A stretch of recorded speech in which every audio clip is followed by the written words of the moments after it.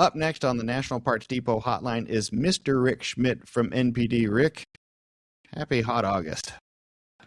Yeah. Just freaking hot. Doesn't matter where you live. It's hot. Or smoky, or wherever you happen to be. And we're recording this July 21st, but I'll guess that it's still pretty damn hot in August. We're in for it. You know, it doesn't seem to cool down anymore until you get into October in Florida. Typically, I have some fun holiday to remind us both of, if it's not a major one. I don't know of an August holiday. It's state fair season in Iowa. I got that. Corn dogs and sweet corn. But what I can say is we are now in the full throes of football season, which in just a few weeks there will be real games on TV, real ones, to take away the pain of life. But what's also happening now, and I don't know if you mark the time like this, but there are things that kind of happen annually that help you know, like I'm in the latter half of the year. And Carlisle events are one of those things for our people. You know, for some people, it could be football. For some people, it's knowing that SEMA is coming. But Carlisle events are happening now. Do you have any, from July to December, annual events that are must-have go-tos for you that are an annual thing? I get very busy right as it cracks into October. Very busy for many years, and my father's no longer able to join me. But Gene, who's one of the two caretakers of our collection here, and I have been continuing the tradition of going up to the Hershey, Pennsylvania swap meet and AACA show that's in conjunction with that. The Hershey meet is more all Carlisle, you know, was built off of the fact that Hershey would only allow parts vendors and cars that were true antiques, and kind of way back in the 80s left out a lot of the muscle cars because they weren't old enough. And that's how Carlisle got its start. Now Hershey is just kind of all inclusive because 25 years old is still 2001 today. Yeah. So there's a lot of everything there, but it is the largest swap meet there is in the world to this day. And that's always the first full week in October.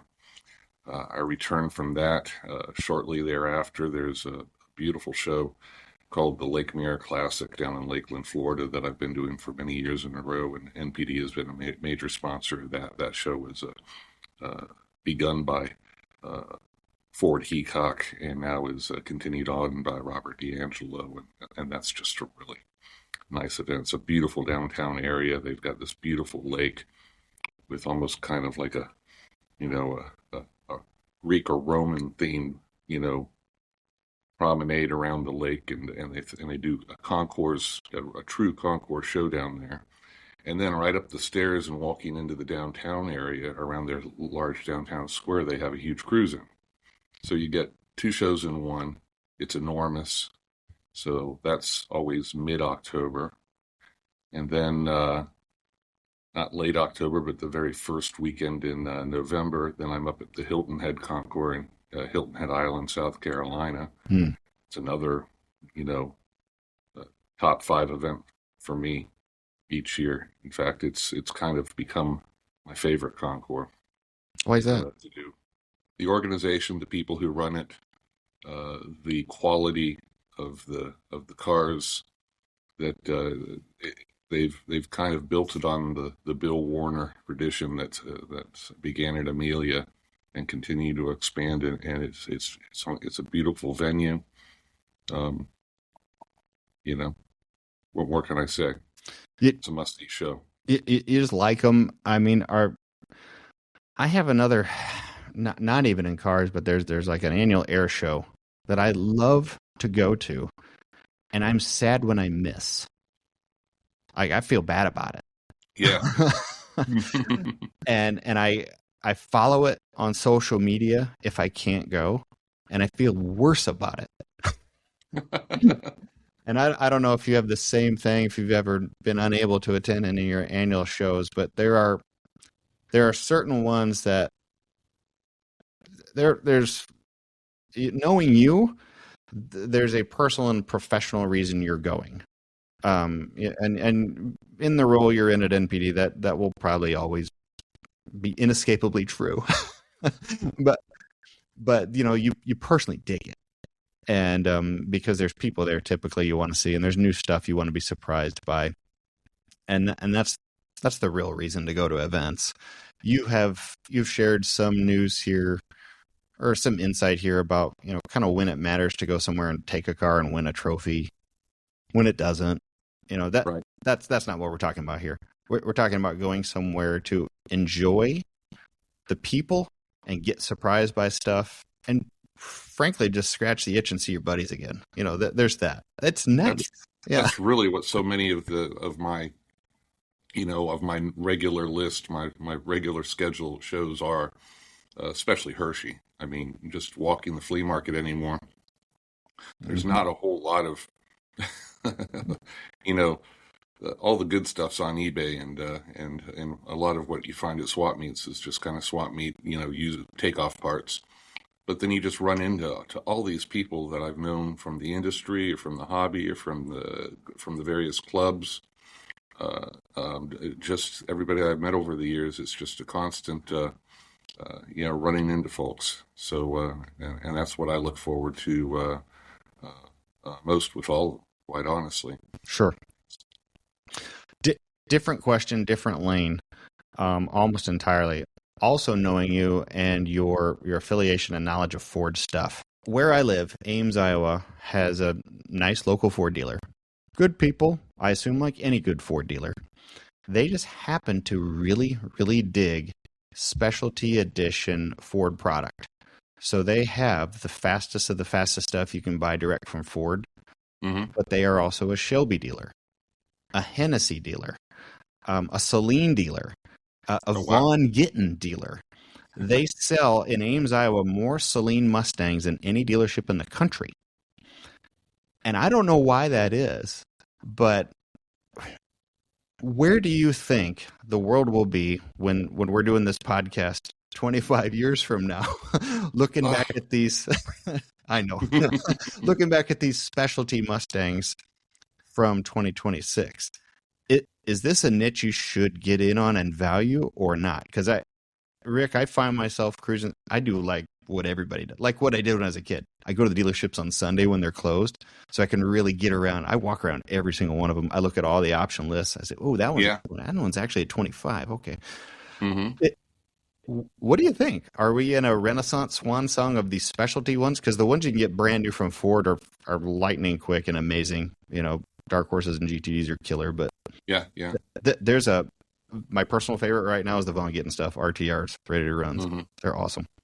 Yeah, they're all good looking cars. 25 years from now, that's an eternity, and the way things are trending,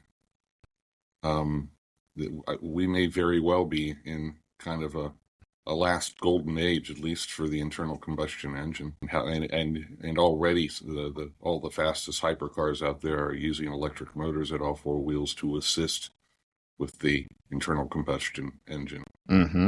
Makes it faster. Hard to deny it. It's all about numbers, but it's also a bit of a segue into a different era.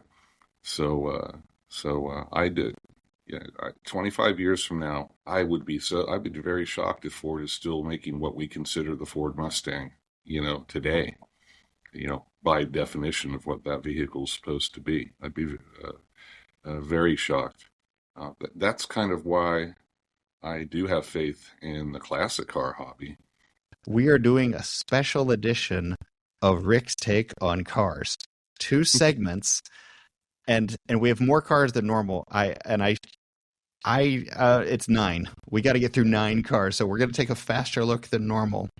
But I couldn't help myself, and I whittled this down a lot, man. Like I've put about an hour and a half into this. So our first segment here is going to be a look at undervalued trucks.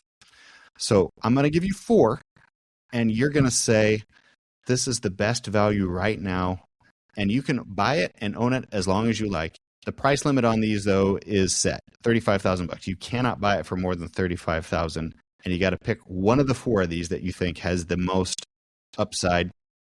And you can the upside is unknown. It could be 1, 2, or 50 years from now. Does not matter. So what's truck number one? Number one is a 1970 El Camino LS5 454. I got a feeling that by the time this is done, it's going to be over my budget, though. We may have to bump up our budget because as I've been sitting here, you can hear the bring a trailer auction goes beep, beep, beep. Now, there's a strong likelihood that the truck wasn't born this way. Maybe it was an SS, but maybe not necessarily an LS5 454. It's got air conditioning. The restoration looks very clean and well done. It looks 100% stock. It's got air conditioning. That's a big plus. Yeah. This is a real nice looking truck that I'm more than certain is going to sail past 35,000 by the end of this auction. And if it doesn't, it's not going to hit reserve. Okay. It is currently with 6 hours to go at $29,000. Yeah. If I could have this for under $35,000, it's already my winner. But we shall move on, right? Yeah. I love these. I know El Caminos, to some aren't trucks, and maybe they probably aren't, but I dig it.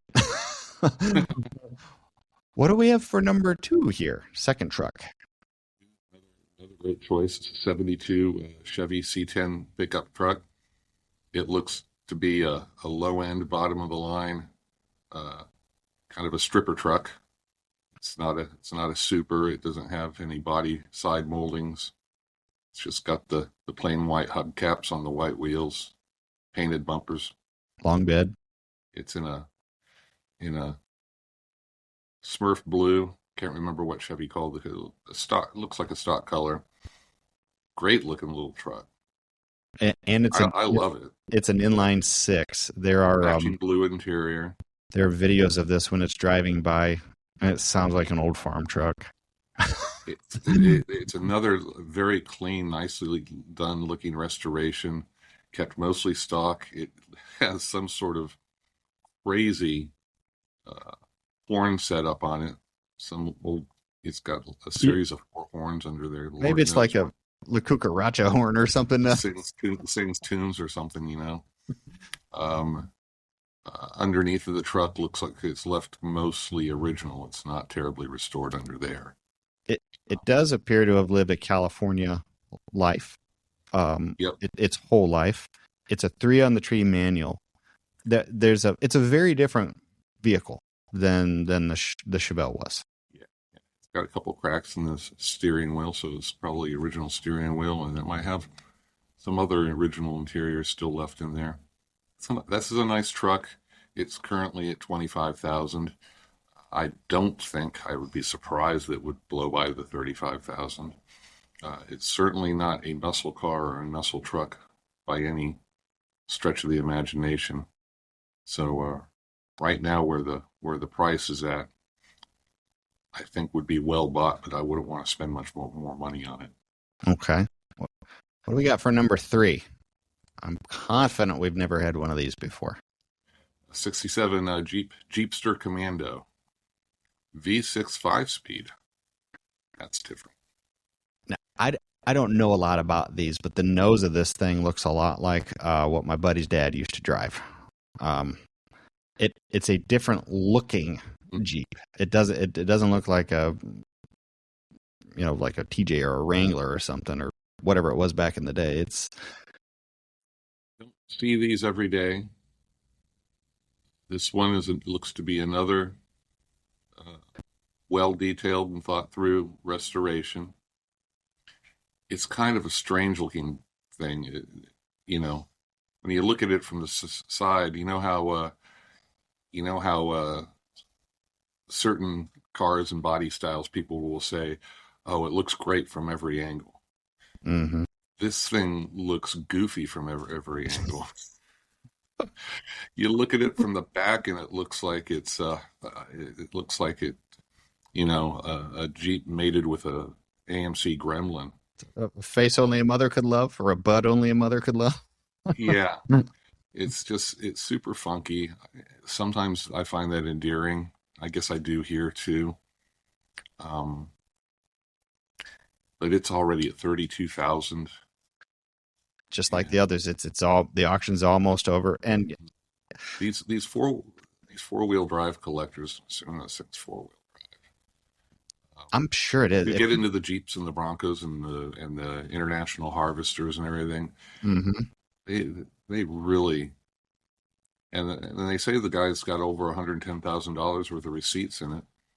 I don't doubt that. You could. I don't like how the upholstery.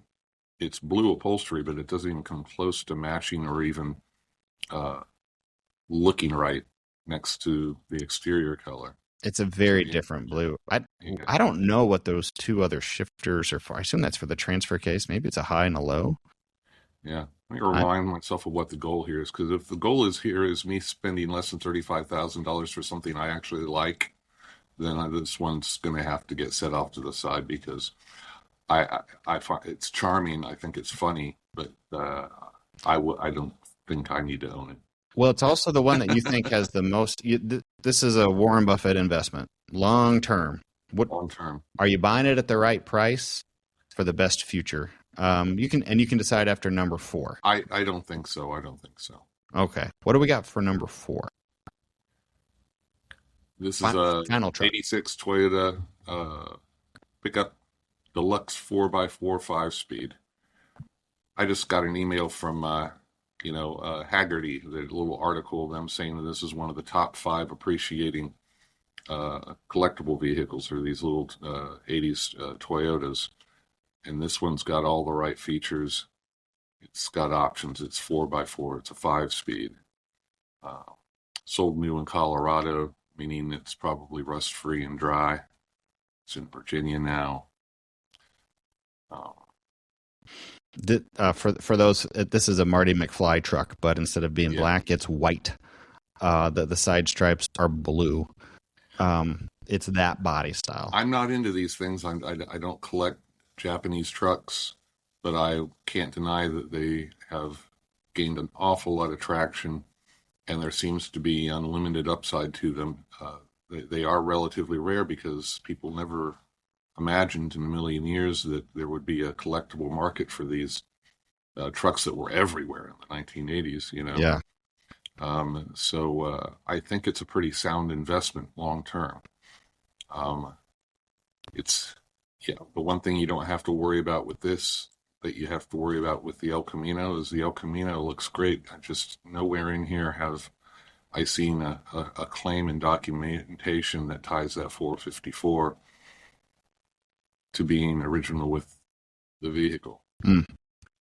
I'll tell you, with this Toyota, where the Toyota lived its life is very important, because I had a 96, and I mean it was rusted out, rotted, and bent in half by the time it was 15 years old. They don't live, these little Japanese ones. So the ones that survived should have a future, but of these 4 trucks, and if we have to bump the 35 up to 50, I don't care. But there is a world right now where trucks are the thing.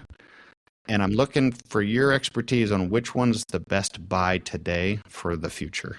You know how Broncos and Blazers have gone nuts and stayed nuts? Yeah. I think these Tacomas are heading there, these little Toyota trucks. Likewise, especially one like this, the 4-wheel drive, the extended cab, the Marty McFly truck. Mm-hmm. I think this would be the best long term. Okay. Do you sell Toyota parts yet? No. Working on it. Okay. I don't trust it. I do, and I'd say the blue Chevy C10, the 72 C10 pickup would be a close number 2. Okay. Yeah. Those are my 2 picks out of it, but I think I'd roll the dice and gamble on the Toyota. Second segment is just like the first, but now it's cars instead of trucks, and it's 5 instead of 4. I couldn't help myself. There is no price limit, but the goal is the same. This is a Warren Buffett investment. Buy it at its lowest, hold it as long as you can to get the best value out of it. But I will say one more thing. Like you said, you, hopefully you like it. I know that the Toyota wasn't your favorite personally, but hopefully you do like it. So what do we have here for car number one? One of my favorites. You know, these cars are in my top 5 or top 10 of all time. Of course, I have one. It's a 67 GTO, two-door hardtop. It's a sport coupe. It's not a post car. Ram Air 4-speed. So I'm guessing it's the HO. It's A lot black, of these black Ram on Air black. cars, the restorer added the Ram Air. You got to have a sales sheet to prove that it was. This car pushes all of the buttons because just because of the colors and equipment.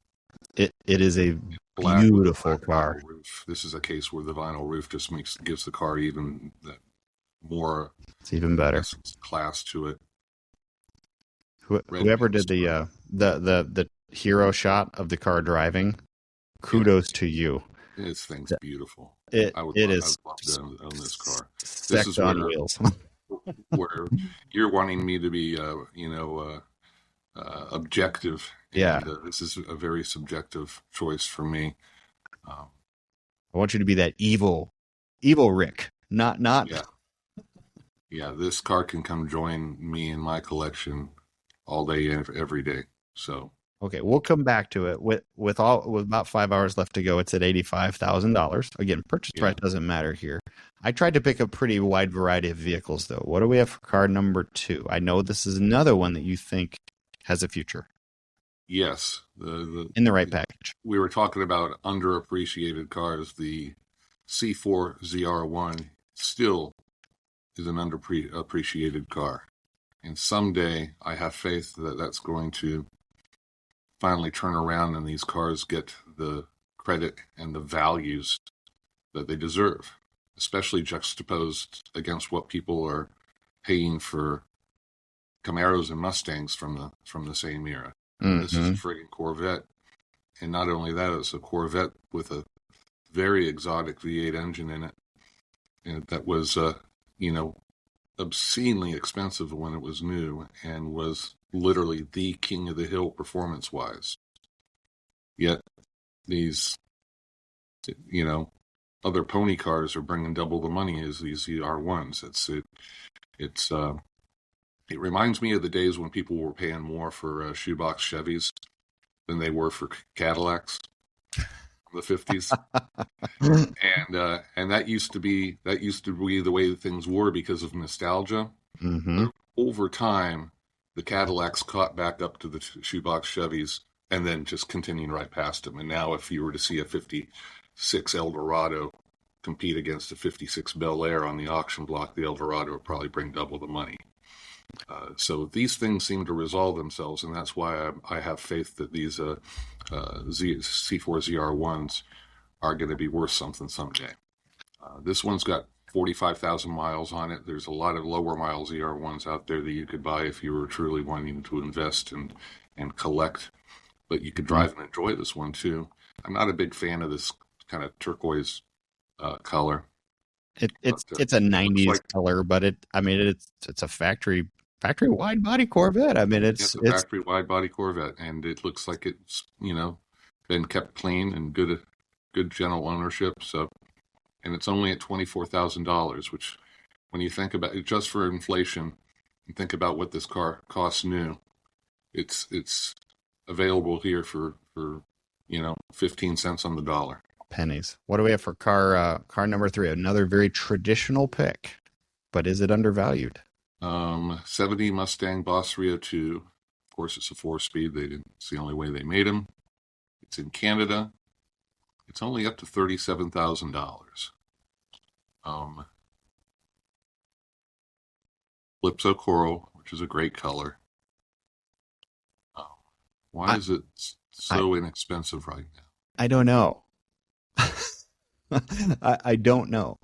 Looking at it, it looks like a a very older restoration. It's missing some stuff under the hood. It looks like a car that either you just buy it to drive it and enjoy it, or you tear it apart and start all over again.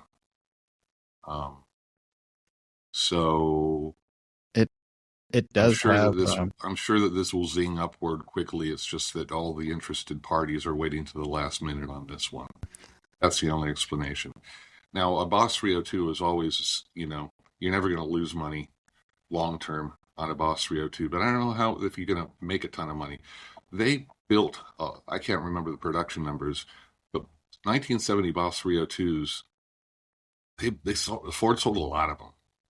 And there's still a lot of them out there. I don't think the Boss 302 someday is going to be bringing Boss 429 kind of money. It's not like they're waiting in the wings and they're the next one that's going to be $300,000, $400,000, $500,000 Boss 302s. I don't see that happening whatsoever. I think where the values are on Boss 302s, other than just adjusting for inflation, they're going to be the same value for many years to come because they're so plentiful. Okay. So this one's not ranking high on the sit on it for a long time and make some money. Cool looking. For me. What do we got? Well, I dig 7. I like that nose. Maybe I'm in the minority, but I think those are really good looking cars. What do we got? About the 240Z? No, the 70 Boss 302. But car number 4, I dig as well. An early Datsun 240Z 4-speed. Yeah. It's at $21,000. 3.5 hours left. Showing 54,000 original miles. Check out the one on our car until 2018. Check out the interior. Oh wow, a white interior. Yeah. Dig it. I love it. That's got to be pretty rare. When you look at the car and the underneath photos, this car has been cared for. On the outside, it's got hubcaps on it, and it's got like the black painted rockers. Like it's exterior. He's also got a separate set of the slotted aluminum wheels. Yeah. I see this picture from underneath there's some restoration on the undercarriage. Mm-hmm. Very clean and example. This is an investment quality car. It truly is. I don't know what the ceiling is going to be for 240Zs, though. But this is a really investment grade car. Right now, where it's sitting at $21,000, I think it's going to go for plenty more than that. Okay, we'll track that. But I like it. And do you personally like these cars? The Z? I do. Yeah. I did. I remember liking them when I was a kid. I think my dad liked them when I was a kid. He kept on, we would stop and we would look at them, but he could never get past the price tag for a small, Japanese sports car that didn't have a V8 in it. So he sure looked at them a lot. I love them. My son was in love with a rotted out 280Z that he actually knocked on the door of the house and asked to buy it, and it wasn't for sale. But it was a rotted out 280Z with T-tops and a 5-speed, and he was in LUV love. That's the thing is certain body styles and certain cars. I mean, your son wasn't around when these were roaming the streets, but he knows what he likes today, He sure does. So that's why people think, oh, these future generations, old cars will never resonate with them. There's no holding back good art, and good art is timeless, and it resonates through the generations. People fret over this generational stuff too much. All right, your last one. I put this on here for you. This is more near lane than mine. But what is it? This is a 20,000-mile 1992 Mercedes-Benz 300 SL. Yep. Very low mileage, and this generation of SL series Mercedes can be purchased dirt cheap these days. So you get a lot of car for a little bit of money. You just hope that it doesn't break, because the parts aren't going to be cheap. You don't see many 300 SLs because these are an inline six, and most people stepped up and got a V8 SL. So that doesn't enhance the value at all. These cars just don't bring any money. Does the color help? I mean, it's red with camel. Into the future, this generation of SL, it was kind of an awkward transition from the classic design that lasted all the way up to 1989, if I remember right. The 70s and 80s edition SLs. Those cars have a beauty and a classicness to it, and also a simplicity to them. These are always going to be the kind of the awkward cousin, the in between car that is not aging well from a styling standpoint. And then the generation that came after this was an absolute beauty queen. Just a gorgeous car. Mm-hmm. It's kind of homely, and then it's a gorgeous car that preceded them. I think this generation is always going to suffer, and I don't think it's a good long-term collectible. Okay, so of the GTO, the ZR-1, the 70 Boss 302, the 72 Datsun 240, or this thing, the $12,000 92 Benz, what's the best long-term buy? I've been predicting on these ZR1s for forever, and it still hasn't happened, although they are starting to notch up slowly over the last year or two. I will give them that. I still think there's a big future for those. I'm buying the GTO, and I'm just going to pretend. And I'm going to pretend that it's going to be worth a fortune. I love it. It's got good documentation, and it's pretty as hell. It's just beautiful. I'm buying the GTO, and I'm probably not the smartest long-term investor, but short-term, that car is going to make me very happy. Long-term, it'd be the ZR1 or the 240Z. Okay. Well, the good news is we have to do this show for another 25 years to find out if you're right. So. All right. That was a fun look. I appreciate you letting me do a few extras. And I'm not kidding. I put a lot of time into you should see the list of cars I didn't choose. This was hard. Truly hard. So, yeah. All right, Rick, you have a wonderful day. I'll see you in September in football season. Bye-bye.